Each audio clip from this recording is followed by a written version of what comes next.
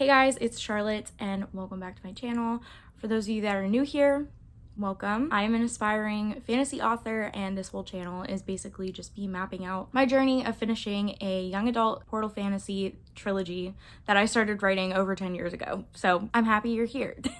So this week I decided to vlog a weekend in my life. The reason I chose the weekend is because I work 9 to 5 during the week, and eventually I do hope to film a write with me week type thing where I kind of show you my method for trying to write around a full-time job, because I feel like that content is really beneficial to most people on here and y'all can relate and give me tips and everything, because the main reason I didn't film that is because I don't have a method right now. I'm still trying to figure that out. We started with the weekend because really the weekend is when I get the most amount of work done. That's kind of what this video is about. It's just a little cute weekend in my life, and I say cute because I kind of it's a mess. You'll see in like 2 seconds when I stop talking.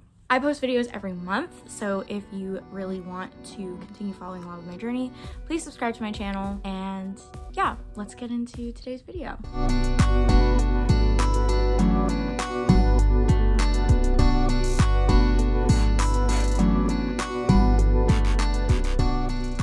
morning.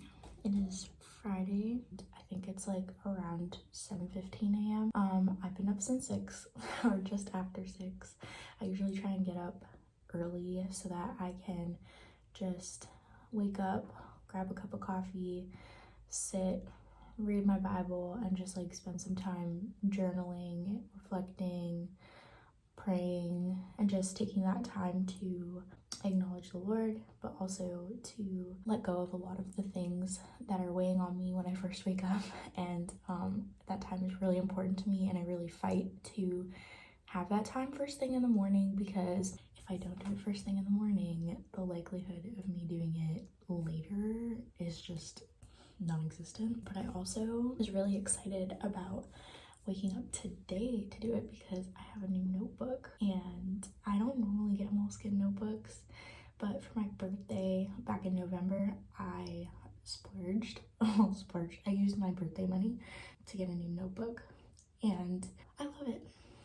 There's something about a good notebook that just like really makes me feel satisfied and put together, and I journal all the time, so like it is like nice every once in a while to get like a journal like that. I will say I don't journal as much as I used to.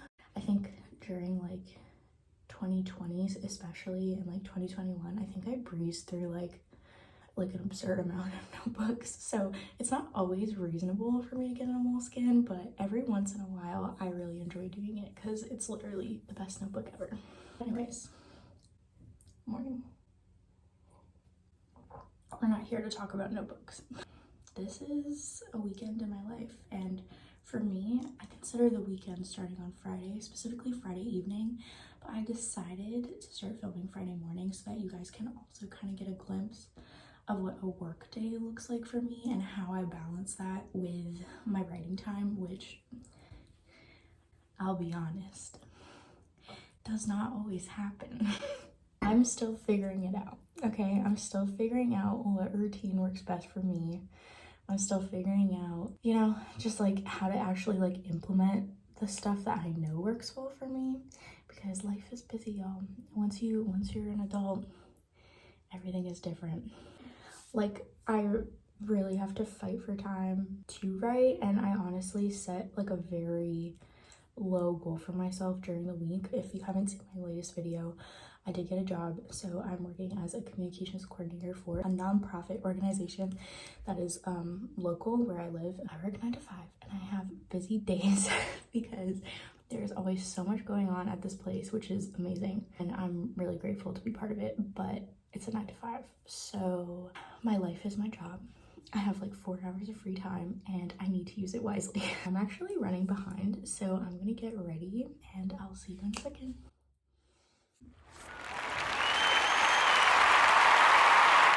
I'm ready for the day. This is the, oh, you can't see it. I don't even know how to show it to you, but like this is the fit. Just some like handwork pants, a little hoodie, because Florida is cold? Question mark. Like, it's been cold here, like in like a Canada kind of way, which like is like a little weird to me, but it's been cooler, so I always have to wear like a sweater or something.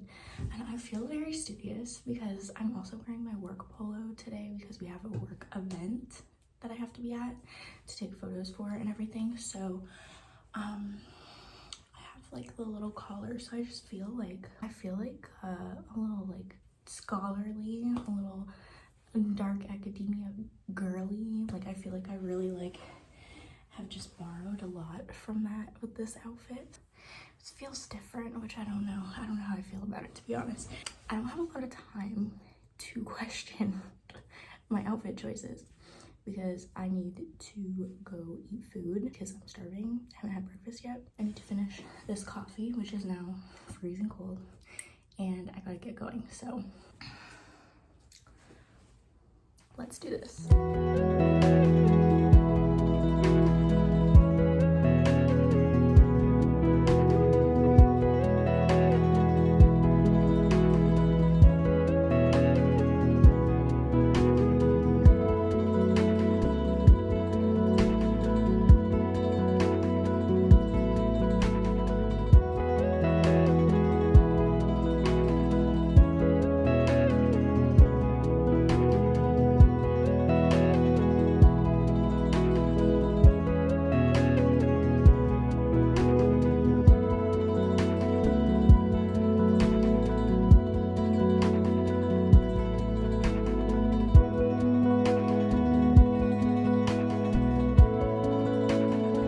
So I'm at work.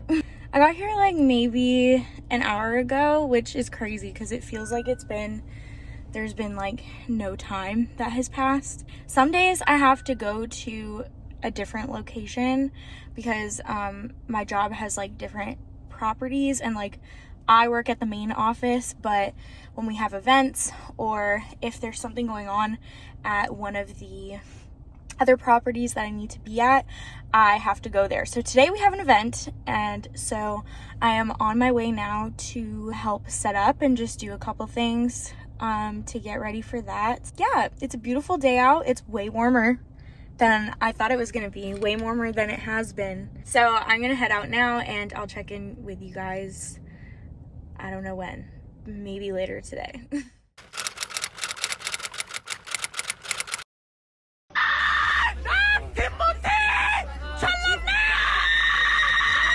Call me by your name, Timothy! I love you!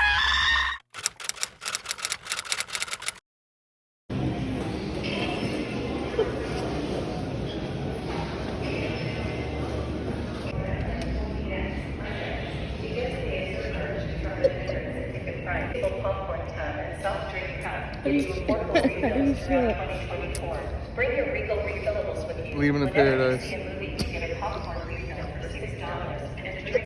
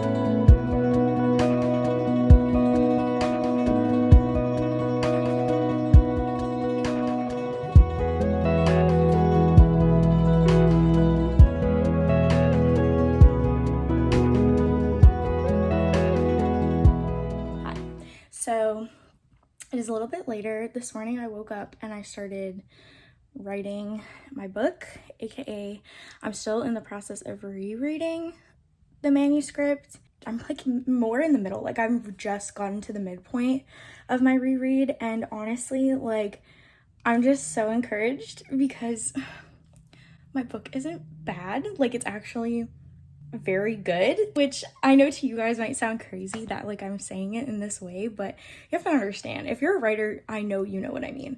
But when you finally realize that your book is actually good and that you're on track, you're hitting the right beats, things are happening actually in the way that like you envision them to, it just feels so good.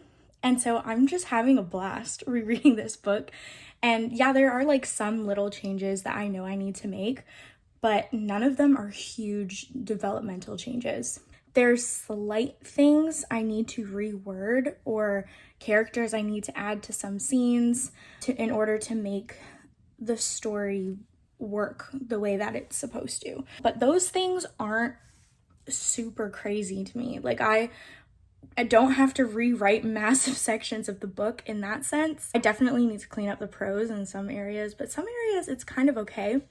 So I just feel like I have such a clear picture of what needs to be done, and that feels great. Like the first act, there is like one scene I think I need to add. And then at the beginning of the second act, I think there's another scene that I need to add. But other than that, like everything else is fine. It's just there's slight changes that need to be made to like each scene to like fit the trajectory of the story and where it needs to go. Usually on Saturdays, I try to wake up and work on my book first thing in the morning because since I work during the week, things get really busy. I get really tired. There's just a lot to keep up with. So Saturday mornings are really when I can give the most of myself to my book. And then I'm hoping that later this afternoon, I'll be able to work on it some more because tonight I'm actually going to an all-white party. I'm not going to be able to work on it tonight unless we get home at a time when I feel like I can stay awake and work on it. But I feel really good about what I got done today. I'm itching to go back to it, but there's other things that I need to take care of, like laundry. That's a necessity. I also need to finish working out. I just went for a walk, which was lovely. Usually on walks is when I get my best ideas for my book. And this walk, I really was kind of in and out of thinking about my story, but I usually listen to like my writing playlist and try to formulate some ideas about whether it's like the publication process and like the business side of writing or my actual story. And usually I come up with my best ideas when I'm on these walks. Walking is just like really an important part of my creative process. I usually on days when I know I'm not gonna have time to sit down and write, as long as I can get a good walk in and just be letting myself think about my story is a win for me. So since we have this all-white party tonight, amidst doing chores, I also need to get ready because I also need to do my husband. I'm probably gonna have to braid my husband's hair, which takes like 2 hours, depending on, he has really long hair. So it might take a couple hours to do that. So I have to make sure that I'm prepped and ready so that we're not freaking out, rushing, trying to get to this thing because I took 2 hours to braid his hair. So this is called being wise and productive. And now I'm trying to work out the energy and effort to do a cardio boxing workout, which I really don't feel like doing right now, but I know that I feel really good after the fact. But also just the thought of working out makes me really mad. Like I would rather be doing literally anything else. I also desperately need a cup of coffee, but that's besides the point. So as you can see, I have showered and now I'm about to start getting ready for this event like 4 hours before the event starts. Finding the angle for you in this bathroom is like a quest. Oh my gosh. Anyways, don't mind me use actual hair gel for my eyebrows. We're just gonna ignore that. So my book, okay, like I said, really good. Okay, like I'm very impressed with it. I'm at the midpoint now in my reread, and so my plan going into this, which I've explained in like previous videos, is that I want to read through the manuscript for the developmental aspects of the book. So looking at character, world building, all that stuff, and just making sure that I have that down before I attempt to make any major changes and like before I look closely at like prose and like the scene by scene aspect. I just want to make sure that like my book is following like the Save the Cat beat sheet is like really what I'm using. But I kind of tweaked the Save the Cat because I feel like books happen in 4 acts, not 3. If you've read Save the Cat, you know there's like that whole section where it talks about the bad guys closing in and the all is lost. But before that, it's like the fun and games and then the midpoint and stuff like that. So I feel like those should be separate acts. The bad guys closing in, the all is lost, and then like the break into 3, almost not the break into 3. There's one more beat in there. I just don't remember it off the top of my head. I really feel like those should be their own thing. Because that's a second catalyst. Like there's like another point in there where like your character has to like pivot and make like a huge decision. And honestly, I feel like the all is lost beat is like even more significant than the midpoint. And so I've split my book up into 4 acts instead of 3. So we have the bad guys closing in and the all is lost as like act 3, and then the finale portion will be act 4, obviously. That's kind of like how I've done it personally, just because like I feel like that's what makes more sense in my mind and like for this specific book. And I'm hoping that I'm going to really, maybe when I plot the series I won't do that, but it really depends. As I'm going through the reread of this book, I'm also writing out a proper outline, because I never, when I first read this book, never used an outline. And then since I've rewritten it, like I kind of half did an outline. I just like didn't bother finishing writing one, which is insanity, like insane. Why did I do that? I just felt like that as I'm rereading it, it would be wise to like really outline it so I know what beats I'm missing and what beats I'm hitting. Also so that it's more organized. But I'm also trying to really outline the trilogy in addition to just like the first book, and like kind of make notes on the 3rd book, because I haven't touched the outline for that yet, but I'm trying not to focus on that. Mostly I'm focusing on like the big picture stuff. I'm really excited about where this is going. I'm really excited about the themes that I feel like have come out in my book. Something that I really appreciate, and I think what makes this story so unique, is the fact that like even though it's a fantasy story, like the primary focus of this book is the characters, and it's specifically Carter, and it's Carter's journey of like healing, essentially. Working that out and like seeing like all the different elements that like I subconsciously pulled together. There's some characters in the book who have gone through what Carter had gone through. There's one character who is currently going through the same struggle as Carter, and then there's 2 other characters that kind of foreshadow where she could end up if she makes the wrong choice. I'm being super vague because I don't want to spoil anything. I had those elements in the original book, but I've realized like I've really been able to fill them out a lot more since like rewriting it, and like realizing how crucial and important that stuff is to the story has been like so mind-boggling to me. Like I didn't even plan to do that, but now that I see the glimmers of it, like I'm really trying to like make that clear and intentional to the reader, using like other characters to really like foreshadow what your character is going to go through, or and then also giving them like a companion for that. Like that's like the function of the B story character. So I think it's cool that like my book kind of does that in like 4 different ways. And the foreshadowing, I have learned that foreshadowing is literally my favorite literary device, and I've kind of done that in every aspect of this book.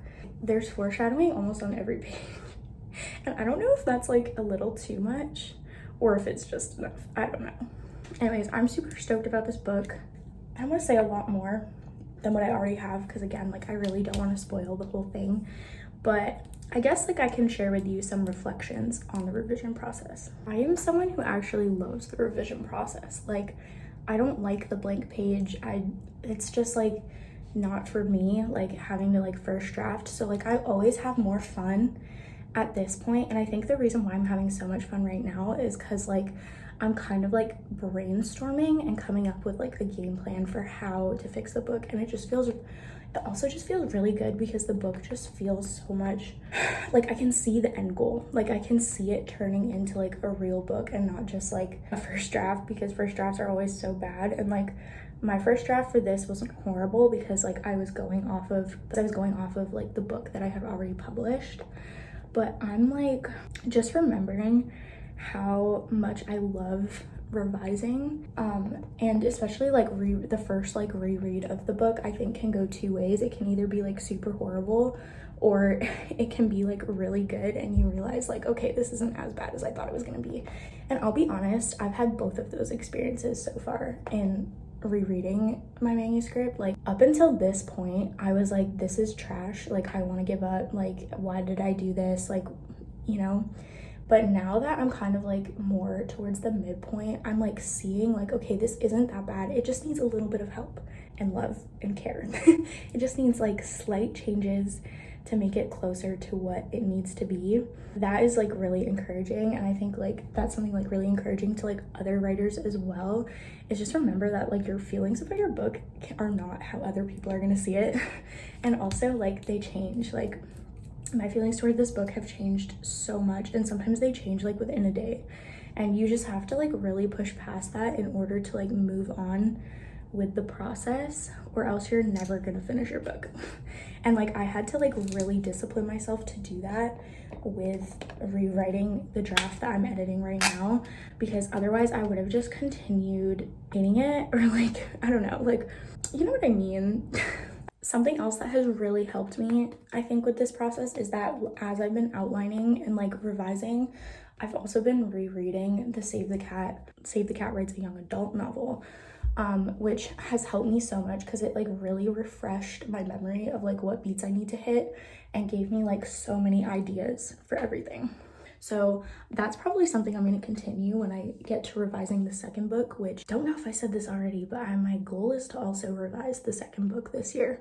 So when I say I'm in my revision era, like I mean it. Like I'm literally, my goal for this year is to revise 2 books. Something else that I am trying to do while I'm revising is really read books that help me write in the perspective of my main character. The book is in first person, and one of the things I've been having a hard time with is getting Carter's voice correct, and that's not really what I'm working on at this present moment for the book. As I said, like I'm working on more of like the big picture stuff, but eventually I'm gonna have to really flesh out what Carter's voice actually sounds like. And because she's the main character and like protagonist for this like part of the story, like it's so important that I get her voice correct. Like I make sure like she sounds realistic and she sounds like very distinct, because the whole book is about her. Like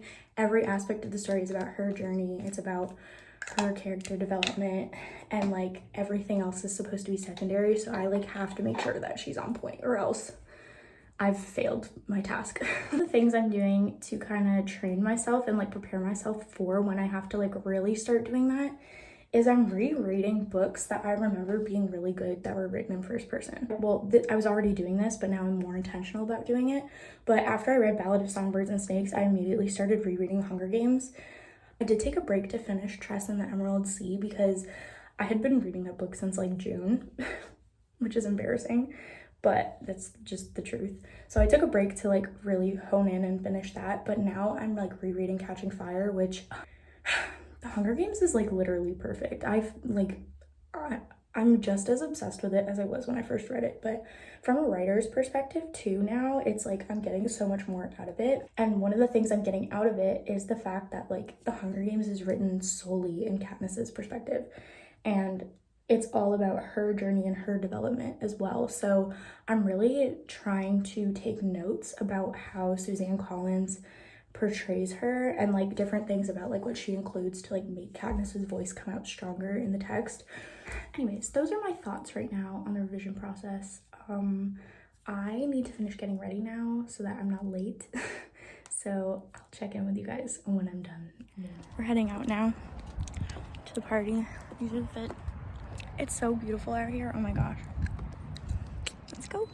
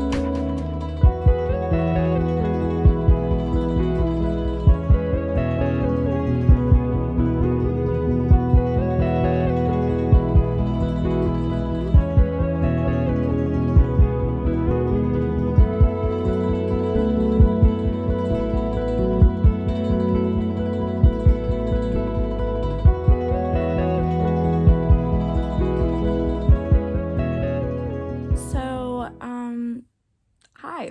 It's been a few weeks, if we're being honest, which this channel, I'm trying to be transparent about the creative process. And part of that is that you start vlogging, and then the same weekend that you start vlogging, you all of a sudden lose all motivation to vlog and your life just gets crazy busy. So that's what happened. Basically, I don't know, I had a really fun weekend, but I was just having a hard time filming because I live in a like shared house situation. So it's me, my husband, and 2 other people that live here, and everyone is home on the weekends, which I didn't think about when I decided to do a weekend in my life vlog. And I'm still getting used to like filming when other people are around, but also it's just really hard to film anything when people are like trying to sleep in and rest from like a busy work week. So that's the issue I ran into. I pretty much just stopped filming that weekend. I ended up, after the family event we went to, on Sunday we went to church, and then after that I went to the beach with my good friend Sarah, and we just sat on the beach and read for a few hours. It was a really beautiful day out. Like, the weather that weekend was so perfect. Like, it was cold enough that you weren't dying in the heat when you were sitting on the sand, but the sun was like warm enough that it was just pleasant. So we really just laid out in the sand, brought a bunch of blankets because it was pretty cold with the breeze and everything coming across the ocean. Yeah, we laid there, we read. I went for like a quick little walk along the water, and then we saw a rocket launch because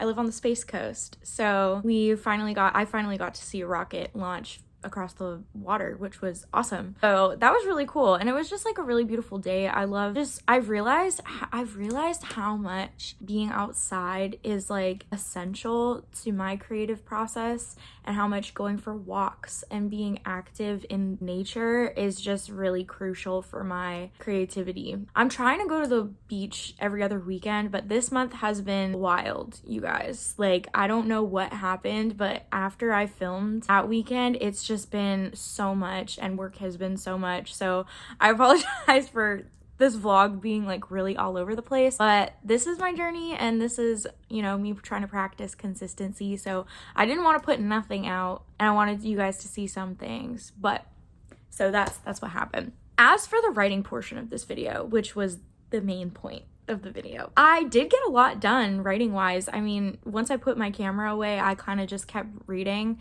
As you've been watching this, like, I've been rereading my manuscript. I finally passed the midpoint, and now I'm working through the final act, and I'm super excited about it, and I love the direction the story's going. So my goal is that by the end of this month, I will be finished my reread and be diving back into revision edits and stuff. Anyways, thank you guys so much for watching this video. I really appreciate your support, and if you want to continue following along with my journey, please subscribe to my channel, and you can also follow me at Charlotte E. Craig Writes on all social media platforms. I will see you guys next month with a new video. Bye.